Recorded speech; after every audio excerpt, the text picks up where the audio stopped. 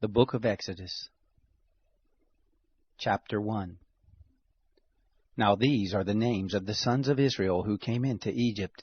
Every man in his household came with Jacob: Reuben, Simeon, Levi, and Judah; Isakar, Zebulun, and Benjamin; Dan and Naphtali; Gad and Asher. All the souls who came out of Jacob's body were 70 souls, and Joseph was in Egypt already. Joseph died, as did all his brothers and all that generation.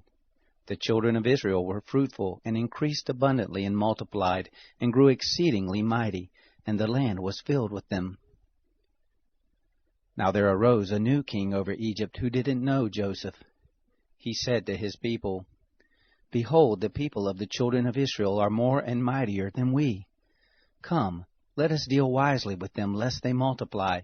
And it happened that when any war breaks out, they also join themselves to our enemies and fight against us, and escape out of the land."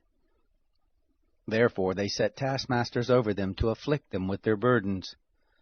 They built storage cities for Pharaoh, Pithom and Ramses. But the more they afflicted them, the more they multiplied, and the more they spread out. They were grieved because of the children of Israel. The Egyptians ruthlessly made the children of Israel serve, and they made their lives bitter with hard service, in mortar and in brick, and in all manner of service in the field, all their service in which they ruthlessly made them serve.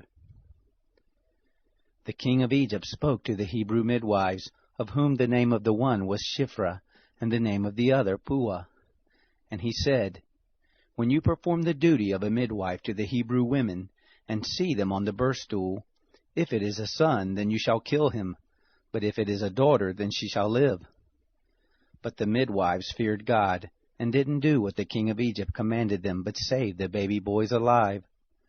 The king of Egypt called for the midwives and said to them, "Why have you done this thing, and have saved the men children alive?" The midwives said to Pharaoh, "Because the Hebrew women aren't like the Egyptian women, for they are vigorous, and give birth before the midwife comes to them." God dealt well with the midwives, and the people multiplied and grew very mighty. It happened, because the midwives feared God, that he gave them families. Pharaoh charged all his people, saying, "You shall cast every son who is born into the river, and every daughter you shall save alive."